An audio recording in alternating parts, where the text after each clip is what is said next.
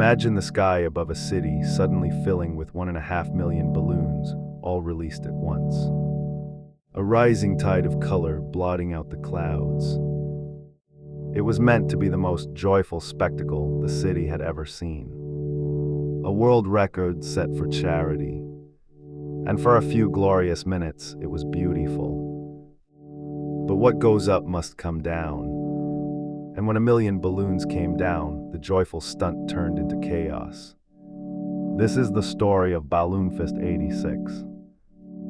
Welcome to Curio Hour, where we uncover the strange, the unsolved, and the unforgettable. Today's story, Balloonfest '86. The year was 1986, and the city was Cleveland, Ohio.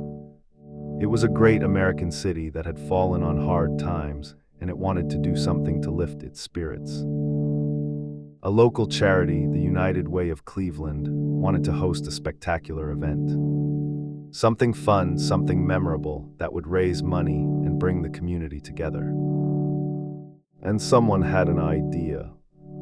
A truly grand idea. Why not break a world record by releasing the largest number of balloons ever launched at one time? The existing record had been set elsewhere with a few 100,000 balloons. Cleveland decided to crush it, and not by a little. They would attempt to release nearly 2 million balloons in a single, overwhelming moment, more than double anything that had come before. The plan captured everyone's imagination. It would be a wholesome, dazzling celebration, a sea of color over the city, all in the name of a good cause. To pull it off, they brought in a company that specialized in exactly this kind of mass balloon release. The professionals would handle the enormous logistics. The numbers involved were staggering. They aimed to inflate and release nearly 2 million helium balloons, all at the same instant. That meant an army of volunteers, miles of netting, and an enormous amount of helium. The preparation alone was a massive undertaking. In the city's public square, workers built an enormous structure to hold the balloons. A giant box frame, 3 stories tall, draped with a vast single net. Beneath that net, around 2,500 students and volunteers spent hours inflating balloon after balloon, filling the great structure with color. One by one, the balloons rose and pressed up against the netting, until the entire structure was packed solid with a shimmering mass of color, straining to be free. It was a remarkable sight, even before the release. A glowing mountain of balloons in the heart of the city, 3 stories tall, with crowds gathering on every side to watch. People brought their children, their cameras, and their excitement, certain they were about to witness something they would remember forever. But as the day went on, there was a complication. The weather was beginning to turn. A cold front was moving in, bringing clouds and the threat of rain. Worried that the worsening weather might ruin the stunt entirely, the organizers made a fateful decision. They would release the balloons early, before the storm arrived. And so, at the appointed moment, the great net was released. Nearly 1.5 million balloons surged into the sky over Cleveland all at once. For a few breathtaking moments, it was everything they had dreamed of. A towering, swirling column of color, rising and spreading across the sky. The crowd gasped and cheered. Photographers captured images that would become famous, of a city sky completely filled with balloons, an unforgettable, joyful sight. Cleveland had done it. They had shattered the world record. It was, for that brief instant, a triumph. And then the trouble began. The problem was that incoming cold front. The balloons rose into the sky, but the cool air and rain pushed them right back down toward the ground. Instead of drifting harmlessly away into the upper atmosphere, the enormous cloud of balloons came back down over the city and the surrounding region. Soon, balloons were everywhere. They blanketed the streets, the lake, the highways, and the fields. 1.5 million deflating balloons raining down across the area. And that is when the joyful spectacle became a genuine hazard. The first serious problem was at the airport. A nearby airport found its runways covered and its airspace filled with drifting balloons. For safety, it was forced to temporarily shut down operations. On the roads, drivers were distracted and visibility was affected as balloons swept across the highways. The colorful cloud was causing real disruption across the city. But the most serious problem of all was unfolding out on Lake Erie.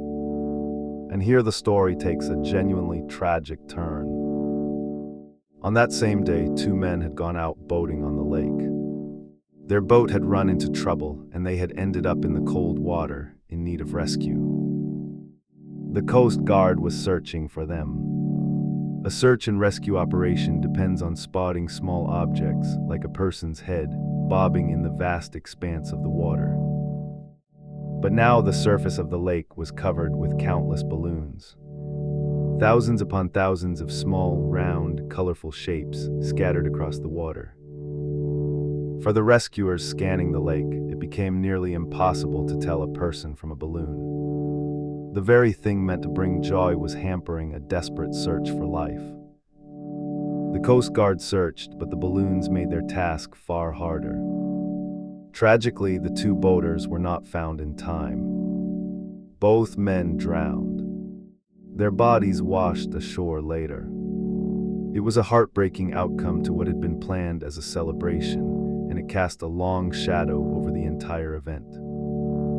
The widow of one of the men would later file a lawsuit, arguing that the balloon release had interfered with the rescue effort that might have saved her husband. The troubles did not end at the water's edge. Out in the countryside, the descending balloons caused chaos of a different kind. On a farm, a number of valuable horses were spooked and frightened by the strange objects raining down from the sky and tangling in their pasture. Several of the animals were injured, some permanently, in their panic. Their owner, too, would seek compensation for the harm done. And beyond the specific accidents, there was the simple, enormous mess. 1.5 million balloons had to come down somewhere, and they did. Deflated balloons littered streets, yards, fields, and the lake for miles around, drifting as far as neighboring states and across the border into Canada. The aftermath was a public relations disaster. The event that was supposed to celebrate Cleveland instead became a symbol of a grand idea gone wrong. The lawsuits that followed sought millions of dollars in damages. The charity that had organized the event, hoping to do good, now faced serious legal and financial fallout. The cases were eventually settled, but the cost, both in money and in reputation, was heavy. The world record had come at a terrible price. In the years since, the record set that day has never been seriously challenged. And there is a simple reason for that. After Cleveland, the dangers of mass balloon releases became impossible to ignore. The dream of beating the record lost its shine entirely. We now understand far better what happens to all those balloons. They do not simply vanish. They fall back to earth and sea, where they become litter and a danger to wildlife. Animals can mistake them for food or become entangled in their strings. Today, mass balloon releases are discouraged, restricted, or banned in many places around the world.